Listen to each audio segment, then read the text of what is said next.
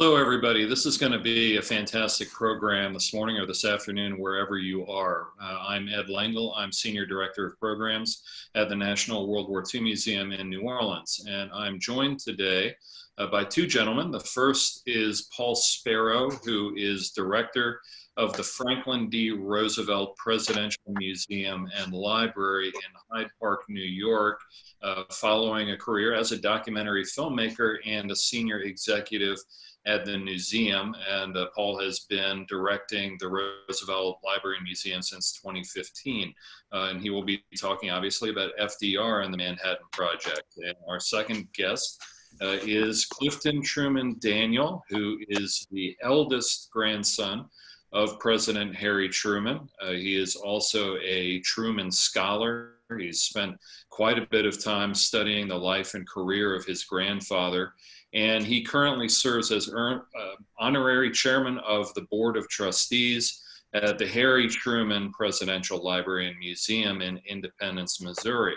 So today we'll give a great opportunity for question and answer. I mean, please weigh in with lots of questions. We've already been talking quite a bit off camera about our topic today, and I guarantee there's going to be a lot of interesting ideas and discussions. So I will begin and introduce Paul to begin us in our program.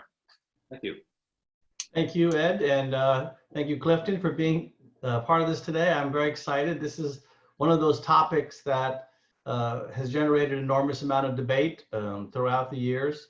The background for Franklin Roosevelt, of course, is that he was struggling in the late 1930s to convince Americans who were very isolationist that they had to take an interest in the problems that were going on in Europe.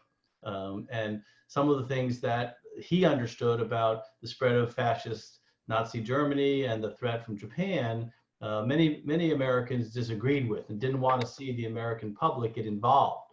So one of FDR's big issues was rebuilding the military. Hundreds of new ships were constructed. There was a peacetime draft instituted. And so he was very focused on how America would respond to the threat from Nazi Germany. So I'm just going to share a PowerPoint here that has a few images in it. So that's the king and the queen and the president, sorry. And then this is Leo Szilard on the left and obviously Albert Einstein on the right. And so they started drafting this letter to the president to try to convince him that the United States needed to get involved. Now, although Leo Szilard was a world famous physicist, obviously he didn't have the same status that Albert Einstein did. And so the letter was drafted under Einstein's name. And here's a copy of the letter, which you can see was sent in August of 1939. So the war in Europe still has not started yet. Right? Germany doesn't invade Poland until September, but this is, the lead up to it, and there's this tremendous concern on the part of these scientists. And you can see here's an excerpt that it may become possible to set up a nuclear chain reaction in a large mass of uranium by which vast amounts of power and large quantities of new radium-like elements would be generated. This new phenomenon would also lead to the construction of bombs. And it's conceivable, though much less certain, that extremely powerful bombs of a new type may thus be constructed. A single bomb of this type carried by a boat and exploded in a port might very well destroy the whole port together with some of the surrounding territory. And then, of course, just a few weeks later, Germany invades Poland, and we are in the start of World War II. On October 19th, FDR responds back to Professor Einstein, and obviously a lot had been going on there, but he said, I found this data of such import that I have convened a bureau consisting of the head of the Bureau of Standards and a chosen representative of the Army and Navy to thoroughly investigate the possibilities of your suggestion regarding the element of uranium. Now, over a period of the next several years, there's different committees that are formed, but on June 28th, 1941, the Office of Scientific Research and Development is created, which oversees the whole project, and a man named Vannevar Bush is put in charge. And this is really the point at which the whole project gains tremendous momentum. There is a sense now that there is a cohesive and coherent objective. They need to develop a bomb. They need to beat the Germans to it. And then, of course, just a few months later, the Japanese attack Pearl Harbor, which gives even greater impetus to the development of this bomb. So the two men who were sort of responsible for the development, on the left there you see Leslie Groves, who is the military representative, essentially in charge of the entire operation, and on the right you see the famous scientist Robert Oppenheimer. Now their Los Alamos facility is the one that's most famous, but of course there are more than 20 different facilities all across the country, more than 100,000 people involved in this, from extracting uranium core and building munitions and recruiting scientists, and all done under top secrecy. And meanwhile, at the same time, the British had been developing a similar nuclear bomb development, which they called the tube alloys. Early on in the war, when the Germans were bombing the British, they decided that the British and Americans should work together, and Britain shared a lot of their data and their science with the Americans, and several British scientists came over. But by 1943, this photograph was taken at what is now Camp David, what FDR called Shangri-La. By 1943, the Americans had essentially cut the British out of the development of the bomb and the Manhattan Project. And this was done for a variety of reasons, but Churchill was very upset about this and wanted the British to get back involved in this partnership. And then a few months after this photo was taken, in August of 1943, right before the Quebec Conference, there had been tremendous tension between the Americans and the British regarding the plans for D-Day. The Americans wanted to go ahead and get a date and make D-Day happen, and Churchill and the British military were very reluctant. They had been dragging their feet, coming up with alternative strategies. So at this meeting in August of 1943 in Hyde Park, right before the Quebec Conference, Roosevelt and Churchill are essentially playing a quid pro quo here.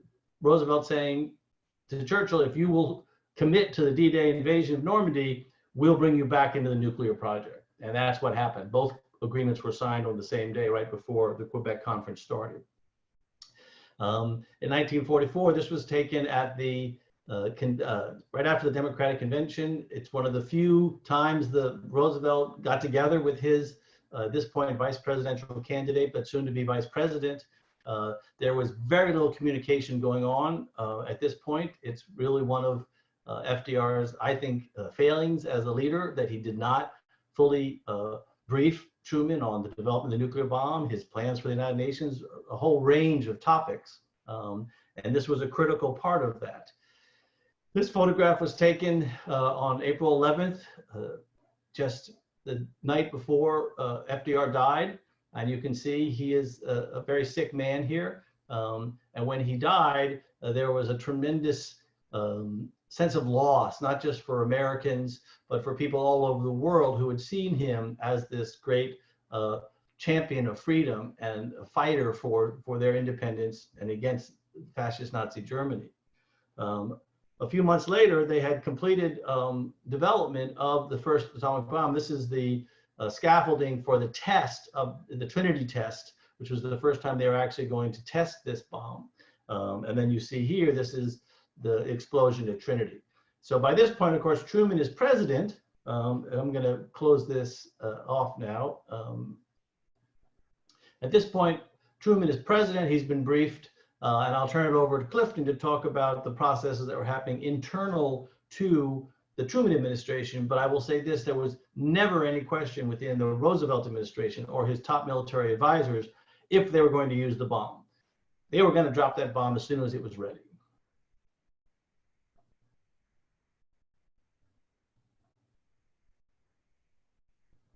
It's always good to turn on your microphone. Thank you, Paul. I appreciate that. And I'll just say, I'm going to piggyback on the comment that you made about President Roosevelt not telling my grandfather anything. That's certainly true. Years ago, when I met David Roosevelt, FDR's grandson, for the first time, we were talking about our grandfather's relationship. And before we all went upstairs to our rooms in the hotel, I said, David, you know, your grandfather didn't tell my grandfather a damn thing. And we all went to bed. And the next morning, we came down to breakfast, and I said, good morning, David, how are you? And David said, I'm not going to tell you. I did not, when my grandfather, I'll start off by saying that my grandfather never spoke to me about the atomic bombings. It was a tough subject. He died when I was 15 years old. And we saw them on family vacation. So it was always Thanksgiving, Christmas, or going down to Key West during the spring. So, and that's my fault. I could have asked him, but I didn't. Had I asked him, he would not have told me anything that he had not written or said publicly. He made the decision to use the atomic bomb to shorten the war and save lives, both American and Japanese. He did not find out about the atomic bombs until Secretary of War Stimson told him right after his swearing in on April 12, 1945. But Stimson only told him just the rudiments, just the bare minimum. We have a very powerful new weapon. I need to brief you on it. It wasn't until almost 2 weeks later that Stimson and General Groves gave my grandfather a full briefing on the Manhattan Project. Not long after, Grandpa formed the interim committee, scientists and leaders in the field, and including some of the scientists who'd worked on the bomb, including Mr. Oppenheimer, Dr. Oppenheimer, to decide if the weapon should be used, and if so, how. So I never learned about any of this from Grandpa. As I said, I found out about this in school. I learned in school like everybody else. I learned from my textbooks. For me, the dropping of the bomb has always been much more of, it's what you do afterward. It's how Grandpa felt about it. It's how we deal with the legacy. And as Paul said, this continues to be debated. People still write books about this. People still talk about it, and it goes back and forth. It was my son Wesley. This must have been in 2003 or 4 when my son Wesley was 10 years old. He brought home a book from school, Sadako and the 1,000 Paper Cranes. And for those of you who don't know the story, Sadako Sasaki was a real little girl who survived the bombing of Hiroshima and Nagasaki. She and her family did. But Sadako was diagnosed with radiation-induced leukemia about 9 years later. To help in her treatment, she followed a Japanese tradition that says if you fold 1,000 origami paper cranes, you are granted a wish, good health, a long life. The crane is a symbol of life and longevity in Japan.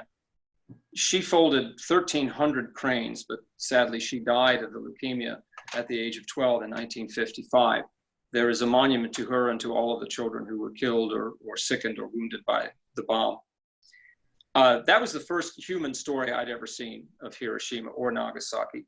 Everything up to that point had been in my textbooks or from my mother talking about my grandfather's decision.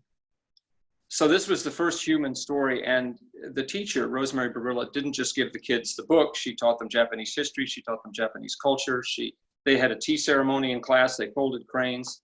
I came home one afternoon and I found Wesley in the living room wearing a kimono with green tea and sushi laid out on the coffee table behind him. So I mention this about every 5 years. Japanese journalists, on anniversaries of the bombing, Japanese journalists call the Truman Library and ask if they can speak to a family member. And it's usually me. And I mentioned to a Japanese journalist that I had read Sadako's story with my son. And that story got back to Japan.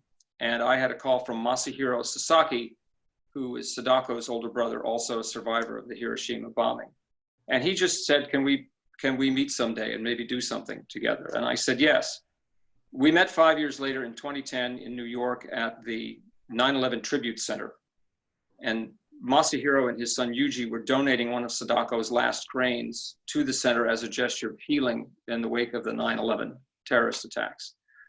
During that meeting, Yuji he had a little plastic box and he removed a tiny paper crane and he put it in my palm and said, that's the last one that Sadako folded before she died. And at that point, he and his father asked if I would go to the memorial ceremonies in Hiroshima and Nagasaki.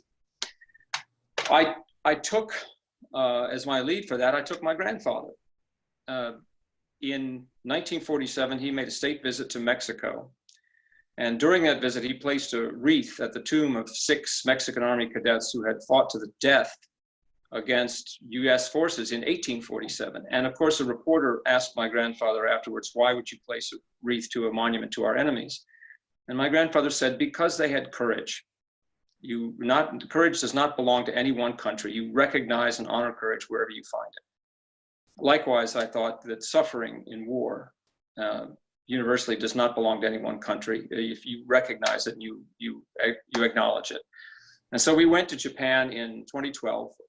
My wife Polly and my sons Wesley and Gates and I went. We attended both ceremonies in Hiroshima and Nagasaki, and in between we spoke to more than 24 survivors just to let them tell us their stories. And Chrissy, if we have the PowerPoint, I'm not quite as adept as Paul is at doing this from home, because I'm doing this on my phone. That is me and Masahiro Sasaki in the Peace Park in Hiroshima at the start, getting ready to go in for the memorial events on August 6th, 2012. The next one, please. And this is, you can see behind, that's our interpreter sitting next to us. That's Masahiro and me and our interpreter. And you can see behind her and me is the atomic bomb dome, which was the industrial production hall in Hiroshima that was nearly directly below the blast and was spared because of its steel and stone construction. It withstood the bomb. It stands as a memorial to the bombing. Now, I included that picture because of the first question I was asked in Japan is, are you here to apologize? And my answer to that was no. I'm here to honor the dead and listen to the living, and in the hopes that we don't ever, anybody on the planet ever does this again. The question came up several times, and during this interview it came up again, and Masahiro Sasaki answered it for me. He jumped ahead of the question and said, look, if we asked Clifton for an apology for Hiroshima and Nagasaki, he can ask us for an apology for Pearl Harbor. And where do we go from there? Then it just becomes a blame game. Next slide, please. That is I'm placing a wreath at the back of an office building, oddly. It used to be the site of the Chugoku Military Police Headquarters, where 12 American prisoners of war were being held when the bomb went off. All 12 of them died, and they are interned, they're buried with the Japanese victims of Hiroshima. A Japanese gentleman, Shigeki Mori, spent 25, 30 years and a lot of his own money doing the research to find out exactly what happened to those 12 servicemen, because their families back here in the States did not know. The secrecy around the bombing and the war and the fact that there was the destruction, records were destroyed. People did not know what had happened to their loved ones, and he found out for them and reported on the fate of every one of those men. Next, please. That is Yuji Sasaki, Masahiro's son, and that is one of Sadako's original cranes. And right after we went to Japan in August, Yuji flew to Hawaii and donated that crane to the USS Arizona Memorial, where it sits today at the end of the exhibit. Next, please. Those are seedlings. That's at the Powell Gardens in Kansas City. Those are seedlings from trees that survived the bombing of Hiroshima and Nagasaki, and some of them will be planted at the Truman Library when we reopen, hopefully later this year. Next. That's the Japan Society. Of course, that's me on the left. With the microphone is Shigeko Sasamori, who survived Hiroshima. She was one of the Hiroshima maidens. She came to this country for reconstructive surgery. Next to her is Cynthia Miller, whose father, Delos Van Dyne, worked on the Manhattan Project and bombings afterwards.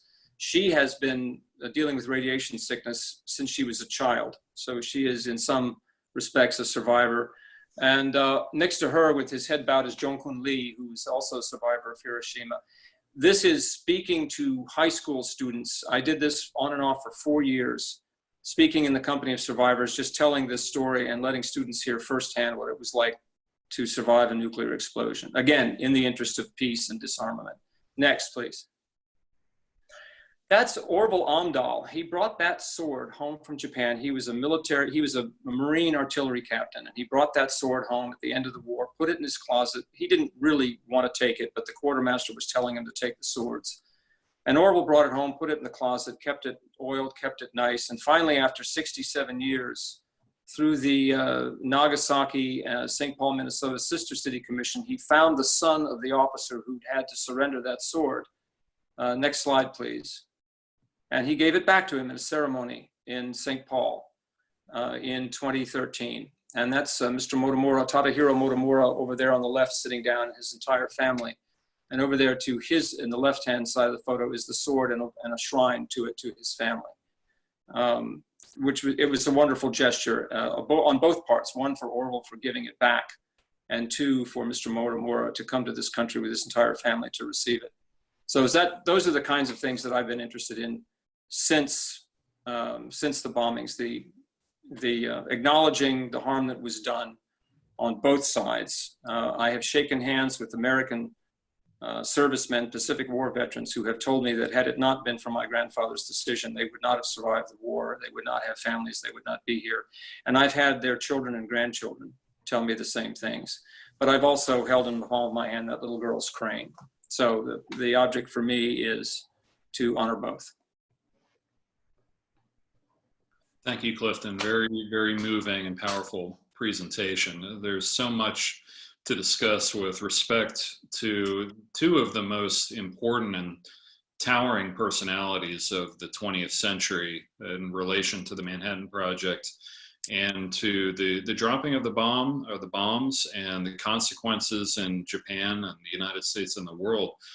We have a number of questions, but I'm going to start off with a couple of my own. Paul, FDR stood in charge through the first several years of the Manhattan Project. It was really his administration that brought it to fruition. And one of the most important things that he accomplished was the funding of the Manhattan Project. And correct me if I'm wrong, I recall that it cost $2 billion to bring the Manhattan Project to completion. And that's $2 billion in 1945 money. You can imagine it would be astronomically more now. Could you say something about how FDR made that happen? And this was something that was concealed from Congress. Well, FDR was a master of the mechanics of government. He understood how to get things done. He would, as he famously said, try something. If it doesn't work, try something else. Just make it happen. And so during this period prior to the start of the war, prior to Pearl Harbor, he had been consistently raising military budgets, building up a relationship with both Democrats and Republicans on Capitol Hill. Both his Secretary of Navy and his Secretary of War were Republicans that he appointed in 1940. So he had a pretty strong coalition after Pearl Harbor. Really, it was unlimited checkbook. And one of the things that he was really very astute on was the ability to keep everything compartmentalized, so that as the Manhattan Project grew, it became this black box project that literally only a handful of people in the administration knew what it was about. I've always felt that one of the reasons that FDR brought Truman on as his vice president at that point was that Truman had famously headed the Truman Commission, which was investigating expenditures, military expenditures, looking for corruption and profit taking. And when he discovered this massive outflow of cash to this Manhattan Project and he asked about it, he was told, just leave that alone. And he did. And he didn't make it a focus of his investigation. So this funding that he created for it was really under this whole massive outlay of capital from the federal government. And although it was close to $2 billion at the time, again, it depends how you measure the money. It might have been more, it might have been less. There's a lot of ancillary projects that fed into it, but $50, $60 billion in today's dollars. And it was his effort, because he was so terrified that Hitler was going to get the atomic bomb before we did.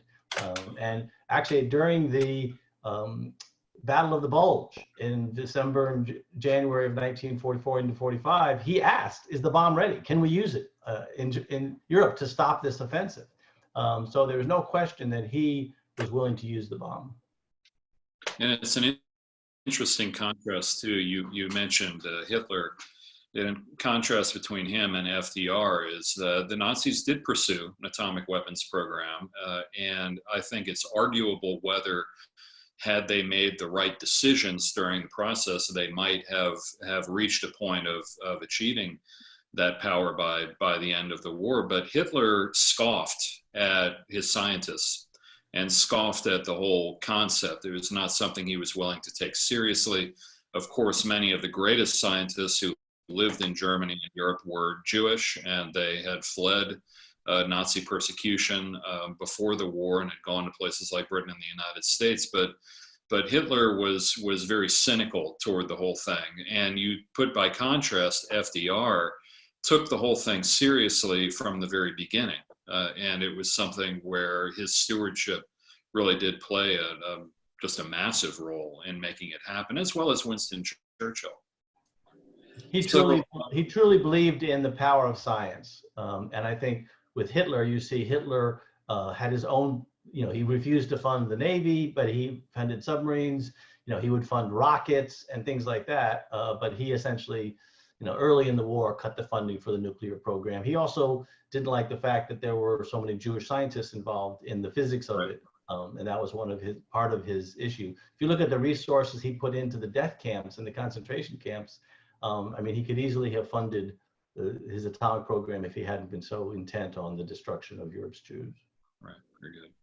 Clifton, I'm going to direct this comment to you, and it's really an observation which had been made in a previous program we did with Saul David about Okinawa and the atomic bombs some weeks ago. And this is from Rob Eisenberg. He says, I mentioned this at a prior museum briefing on this topic. I'm a museum docent at the Smithsonian National Air and Space Museum. We had a museum guest some years back who had been a Japanese pilot during the war. When seeing the Enola Gay in our museum, he referred to it as the plane that saved his life by bringing a rapid end to the war, which he thinks is an interesting perspective. Did you hear any similar perspectives from the Japanese who you met in your tours? I have heard that. I have not, but I've heard it secondhand. I have not had a survivor tell me that firsthand. But the survivors that I worked with and the survivors that I know, we work together on the subject of disarmament, toward peace and disarmament. So they and their American counterparts tend to sort of steer away from, I don't want to say steer away from anything good, but they want to keep the focus on the destruction, the devastation, the horror of the bombings. So we don't often, when we're talking to kids, we don't often let those stories in, but they do exist. You're right. There are Japanese, there are former pilots, there are even survivors who will say that. And the survivors, as heart-wrenching as their stories are, they will also tell you that they were gearing up for the invasion. They were training, they were drilling with bamboo poles, sharpened bamboo sticks. They were attached, civilian units were attached to military units. They would be under their command. They were told to fight to the death against American soldiers. So those stories I have heard. They go hand in hand with the destruction. Right, and I think it's fair to say that if Operation Olympic had taken place, not only would there have been tremendous casualties for American and Allied forces conducting the invasion, but the devastation in Japan would have been astronomical. I have a question from Jim Cohort, and I think this would be for both of you. I'll direct it to you, Clifton, first. He says, by mid-1945, the USA had only had 3 to 5 atom bombs, both uranium and plutonium types. If we used them and Japan didn't surrender, presumably we would have had to continue with the invasion. How did this paucity of weapons factor into Truman's thinking about using the bomb and about targeting? And do we know if FDR realized we would have so few weapons? I think we only had, Jim, we only had 3. We'd done the test at Alamogordo, and then we had the Little Boy, which we used on Hiroshima, and Fat Man on Nagasaki, Little Boy being uranium and Fat Man being a plutonium bomb. I think we had one more. And I don't know, as much research as I've done on this, what the plan was. I know that Grandpa was exhorted by Senator Russell of, I want to say, Alabama. Senator Russell wrote him a long telegram, said, you know, use those bombs, and if you run out, use conventional bombs. Bomb the Japanese until there's nothing left. He was very angry and Grandpa did not want to do that, and responded to Senator Russell that he did not like having to use those weapons, did not like the idea of destroying Japan. He was taking the steps that he thought he had to take. His plans beyond, and I know he was a bit taken aback that the second bomb had been used as quickly as it had. And it was then that Grandpa took control of the atomic weapons. It was after Nagasaki that he took control back from the military and put it in the office of the president, where it resides today. His sort of flippant comment about it was, I don't want some dashing lieutenant colonel to be the one to make the decision to use one of those. It was a serious weapon and a horrible weapon, and he wanted a lot of thought to go into that. But I honestly don't know. Maybe Paul does what the plan was if they'd had to use the third one and then the Japanese had still resisted. Well, the third atomic bomb actually wasn't ready yet. It was going to be at least another week after the dropping of Nagasaki before the next bomb would be ready, and then it was going to be several additional weeks before number 4 and 5 would be operational. So that, you know, there wasn't really another. They couldn't just drop another bomb at that point. But I think it's very hard for people today to understand what the perspective was in August of 1945. The world had been at war for almost 6 years.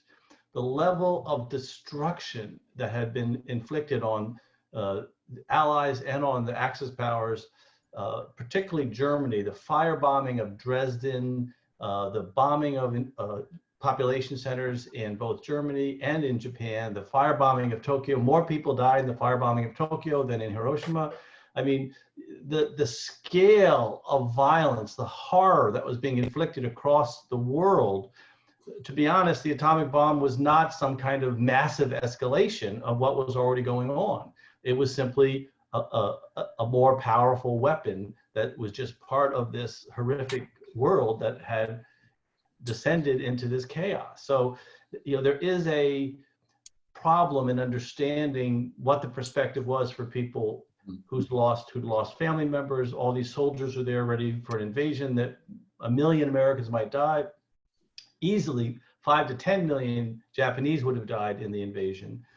So was there a plan? You know, the plan was all out war, and they were going to use whatever weapons were available. And World War II really built toward a crescendo of violence and horror at the end, and the atomic bombings in many ways were just a culmination of that, of what was already happening. We have a couple of questions on Facebook, and I will personally field the first one, then open it to you gentlemen for comments. David asks, he says, my understanding is that German scientists intentionally dragged their feet to delay or prevent the completion of an atomic weapon. Is this true? And this relates in particular, there's a German scientist named Werner Heisenberg, who was probably the leading German atomic scientist in 1942, who called a number of meetings in that year and conferences where he made the argument to Albert Speer, as well as some others, that an atomic bomb was feasible, that with the right resources he could make it happen. But then when Speer and Ferdinand Porsche and others pressed him on that, he suddenly backed off and indeed suggested that there was some question that an atomic detonation might unfold endlessly until the whole world was blown up, which is something many of the scientists worried about. There's a lot of debate whether Heisenberg really meant what he said, whether he was in purpose trying to hold back the program because of his fears about Hitler gaining this power, or whether he really was afraid and really was uncertain after all, and whether he could do it. I would suggest, and we can't get inside Heisenberg's head, I would suggest that there was probably more an element of fear in him. as well as he was accused by Nazis of being a quote-unquote white Jew for carrying on this program. The Nazis, as you said, Paul, were extremely suspicious of scientists to begin with. So it's a tricky question that really hasn't been answered, but I rather err on the side that they were incompetent rather than necessarily trying to hold back the Nazis. Do either of you have any comments on that? Then I'll move on. Jim on Facebook asks, what was the relationship between Roosevelt and Truman with General Leslie Groves? I'll just say real quick, again, back to my grandfather not being told anything about the atomic bombings, not being told much of anything about anything while he was vice president. I believe the first time that he met General Groves was when Secretary of War Henry Stimson brought the general to the White House a little less than 2 weeks after Grandpa was sworn in, to give him to tell him everything they could about the Manhattan Project and the atomic bombs. And Grandpa even wrote in Where the Buck Stops. He wrote his memoirs, and he wrote after the presidency, which my mother edited and put into a book. But he wrote that General Groves had snuck in by the back door so that nobody would see him coming to that's how top secret it was. Yeah, FDR had a very specific management style, particularly regarding military operations. Admiral Leahy was his chief of staff. George Marshall was the Army chief of staff. He dealt with them almost exclusively with the way he would communicate what he needed to have done out on the operational side of things. He did meet with Groves, but again, he really wanted the operations to be managed, all was being done by the military as military operations. He had tremendous input on strategy, on technique, and where we should be focusing. But it was similar with Eisenhower. He had very little contact with Eisenhower. Even though he was the supreme commander, most of the communications went through either General Marshall or Admiral Leahy. Yeah, and I don't, and just Paul, I don't mean to say, I keep sounding like, FDR didn't tell my grandfather anything, like it was a crabby family problem. It was simply difference in management styles. I don't mean to suggest that Roosevelt was intentionally holding things back. Following up on that, Tom Kentish of Chicago asks, was there ever a list compiled of who knew what, but was not disclosed until Simpson told Truman? A list of who knew what about the bombs? Yeah, or about the Manhattan. About the Manhattan Project? They tried to keep that, I know they tried to keep that list as small as possible. Just as an aside, years ago, after we went to Japan, I visited Oak Ridge, Tennessee, to tour the city and to see the facilities where they refined the uranium. And one of the sort of chilling facts that came out is, of course, there were scientists had families. They brought their kids with them.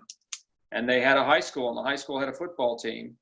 And the high school football team never played a home game and never had their names on their jerseys and never were allowed to talk to kids on the other team. They came, they played, they left. So a lot of secrecy. I don't know about a list of who knew what, but they kept it as small as possible. That tube alloy term was used in Oak Ridge as well, that they were making tube alloy rather than refining uranium. So even the young women, the Calutron girls, the women who were calibrating the machines that you refined the uranium, they did not know what they were doing with those machines. I think one was even told that it was an ice cream maker. So they tried to keep a lid on all of it. So the list must have been small, but probably bigger than we think it was. There were only about a dozen people in the administration, non-military people in the administration, who really understood what the Manhattan Project was. First of all, the science was fairly complicated and somewhat unknown. I mean, there had been lots of articles in Popular Mechanics and things about, the possibility of a nuclear bomb, but it was not something that people really readily understood.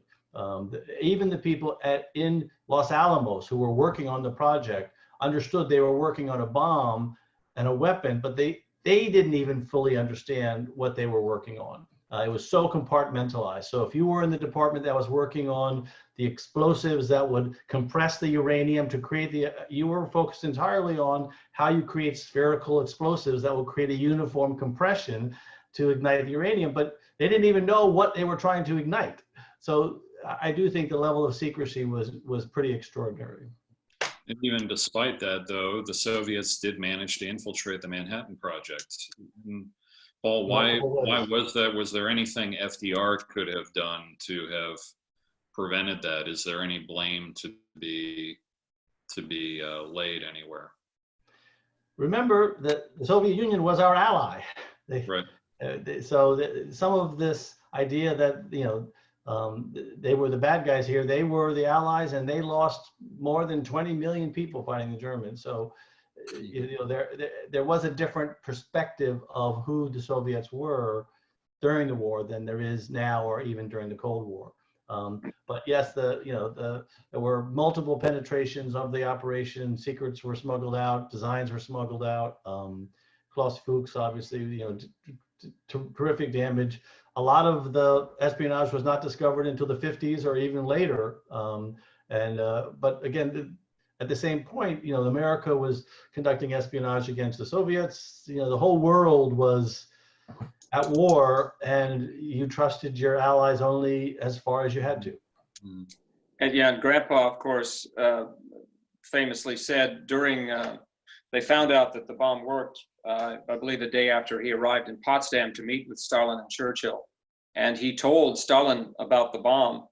And Stalin took it very, very lightly and just sort of nodded and said, well, I hope you make good use of it. And Grandpa got suspicious right then and there that he was very nonchalant about that. Yep. So that leads into a question from Jeff Dassner. He says, I'm curious about the reaction and response that the Soviets had in regards to the dropping of the bombs. It's my understanding that Stalin was hoping to become involved in the invasion of Japan in hopes of splitting it into separate spheres, much like post-war Germany. Was there any communication between Truman and the Soviets or any of the other Allied powers before or after the dropping of the bombs? That, Jeff, and that's a question that comes up when they go on discussing whether or not the bombs were necessary, or whether it was cruel, or specifically whether or not it was a gambit to keep the Soviets from gaining influence in Japan, because the Soviets had agreed to go to war with Japan. They were fighting the Japanese on the mainland, and the bombs were set off in China, and not China, I'm spacing. They were up anyway. They were engaging the Japanese army on the continent, and the bombs were dropped on the Japanese islands. Some of the latest scholarship, I believe, has it that the war was brought to a swift conclusion because of the double whammy of the bombs in the main on the home islands of Japan, and the Soviet army coming in and engaging troops on the continent. That it was just too much. It was overwhelming. My grandfather did not, and the charge that's made, because the relationship with the Soviets was, and we just talked about it, it was complicated. They were allies, but you didn't trust them. And we knew good and well what Stalin would try to do, and eventually tried to do, in moving into taking over various territories during and after the war. But Grandpa, I don't think, used the weapons to stop the Soviets for coming in. That was not a major point in his thinking. If it happened, great that we kept them off of Japan, but he did not make that decision to keep the Soviets out of Japan. He made that decision to stop the war and save lives. So Fred asks, did Truman and Marshall inform Douglas MacArthur in advance of the atomic bomb would be dropped on Hiroshima? And if yes, how many weeks or days in advance was MacArthur informed? And I'm going to build on that by asking, this is something we had discussed separately before when we were arranging this. about informing Eisenhower and Eisenhower's opinion. But beginning with MacArthur, do we know if he was informed or not? I'll just say I have not heard that he was told ahead of time. They kept that bombing under wraps as much as they could. So I'll just say honestly, I don't know whether they told MacArthur in advance or not. And what about Eisenhower's opinion on this? I don't know. Eisenhower's opinion on the bombing afterward? Yes, was he informed before this took place? I don't know if Eisenhower was told before. I don't know how secure that we thought our communications were to let them know far afield what was going on. Although that you'd think they would. I mean, these Eisenhower and MacArthur were on the ground running the war. You'd think they would let them know, planning an invasion. You know, I would think that Nimitz in the Pacific probably was informed, because of course they had to transport the bombs aboard the USS Indianapolis, and then the trigger mechanisms were flown into naval bases in the Pacific, Tinian Island. There's no way they could have not informed the naval supreme commanders out there. So I would assume that Nimitz probably knew about it, as did, I'm sure, Leahy. And Eisenhower was critical of the bombings. Does that ring true with both of you, that it was an honest criticism, that if he had been consulted or had been in charge, that he wouldn't have dropped the bombs? Or does that seem more like benefit of hindsight from his perspective? There was some hindsight on the part of General Eisenhower, President Eisenhower, and others after the bombings, after the true nature of the destruction and the radiation and the illness was beginning to be learned. People did back off. I don't remember whether or not Ike was for it in the beginning or not, although I can't imagine, given the projections for the invasion, I would have thought that he would have agreed with anything that would have stopped that, forestalled that, because they were, I mean, the projections were, they keep coming down on that. I think that the one telling fact is that this country made 500,000 Purple Heart medals in advance of that planned invasion. Medals that I believe we're still using today. I think we're still using that original cache of Purple Hearts. So they understood that it was going to be a bloodbath on both sides. I don't know why, but that's what I think it is. It's just when you find out how horrible a weapon they are, people tend to back off. But I honestly don't know. I'm sort of spitballing here. I believe he wrote in his memoirs that he said that he felt that it was a mistake to do it, first of all, because of the civilian casualties, but second, he thought the United States was ceding the moral high ground. But whether this was a case of him advising Truman not to do it ahead of time, or whether it was more something that he felt afterwards was a mistake, is not entirely clear. Militarily, Grandpa was getting the go-ahead, right, from his advisors, right, General Marshall included. So again, I would just say that Eisenhower approved the firebombing of Dresden. So the idea that he had some kind of moral qualms against the wanton murder of hundreds of thousands of innocent civilians. Again, this was total war. And I think many people, after the bombs were dropped and the war ended, in hindsight said this was a horrific bomb. We should have found another way. But at the time, there wasn't another way other than the invasion of mainland Japan, which would have resulted in many, many more casualties on both sides. Yeah. Gus on Facebook, who is age 11, asks, how did they choose the targets?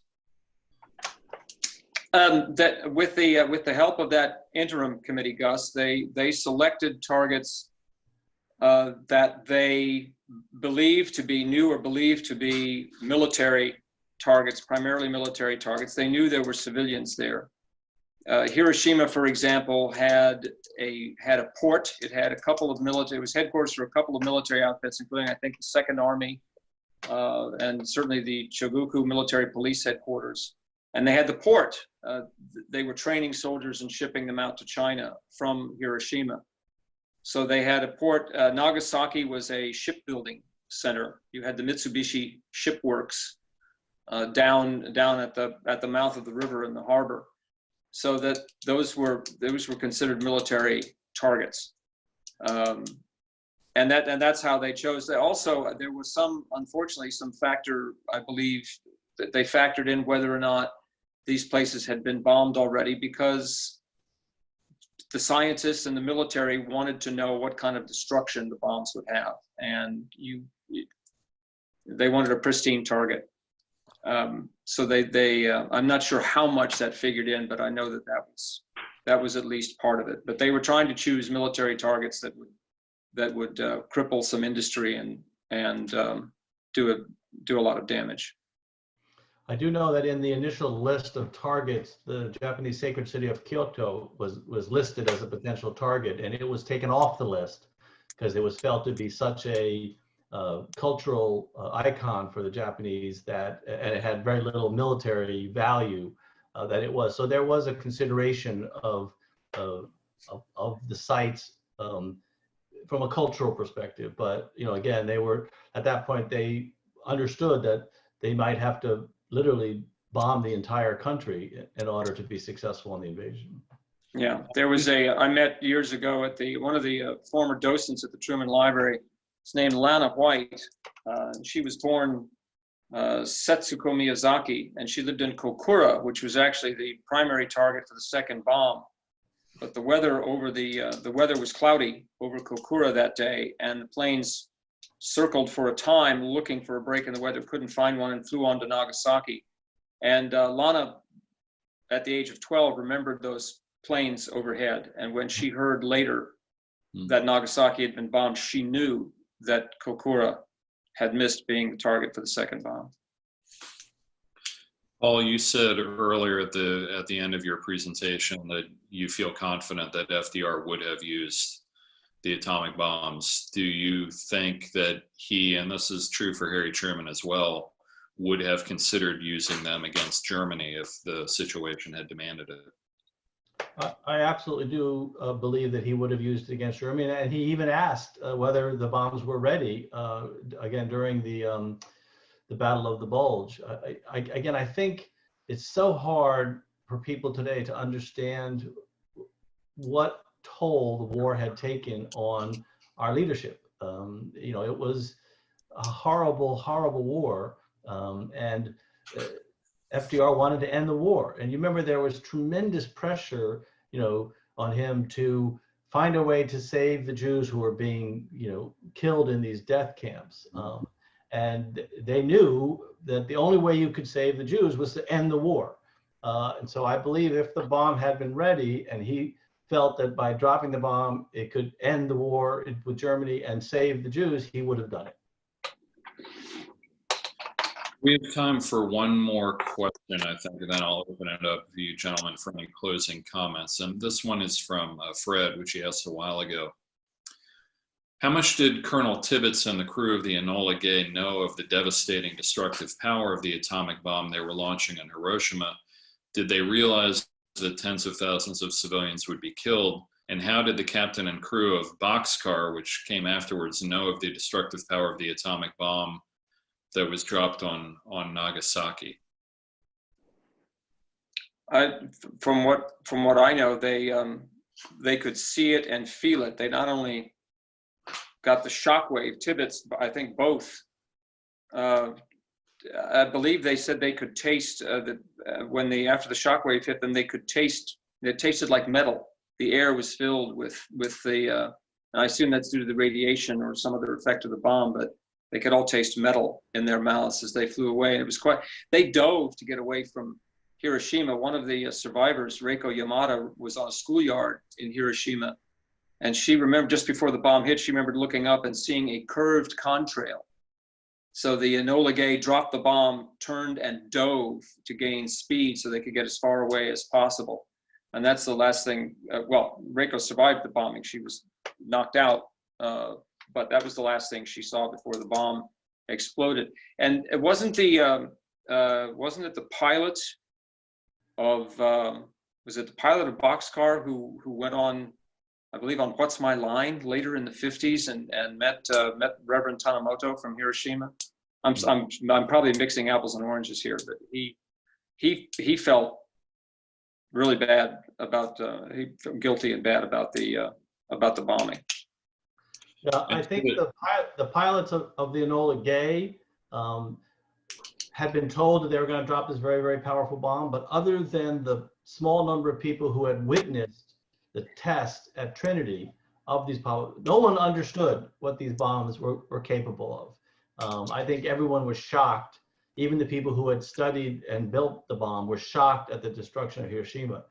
Now, the pilots for Boxcar with Nagasaki, they knew because they had seen what had happened at Hiroshima. So they certainly understood what they were about to do. But I think all the people aboard the Enola Gay were stunned, when they saw the explosive power of one bomb. Remember, many of these were experienced Air Force pilots who had flown dozens of more missions where you would drop hundreds of bombs on a target and not get anywhere near the same effect. And that being said, Paul Tibbets, to the end of his life, was I think unapologetic is the right word. It's not that he was happy to have had to do this, but he felt it was a matter of duty. That it was his responsibility to do it to the best of his ability as an officer. Do you have any final comments? I would say just broadly, let's start with Paul and then move to Clifton on the lessons to be learned from this, one of the most important, if not the most important event of the 20th century. I think it goes to what FDR's dying wish was, which was the creation of the United Nations. He understood that the horror of World War I and World War II had brought us to the point where if there was another world war, it would destroy the planet. And so his focus was on creating this international entity that could help diffuse the tensions, that could find ways that were diplomatic for solutions. It was all he really cared about at the very end. When he went to Warm Springs to try to recover, it was because at the end of April, there was going to be the first meeting of the United Nations to draft a charter for how this international institution would work.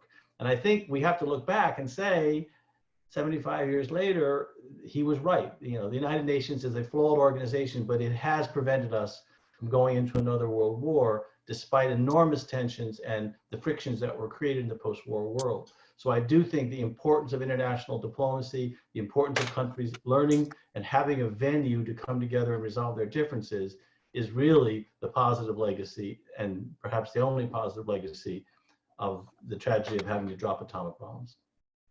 Thank you.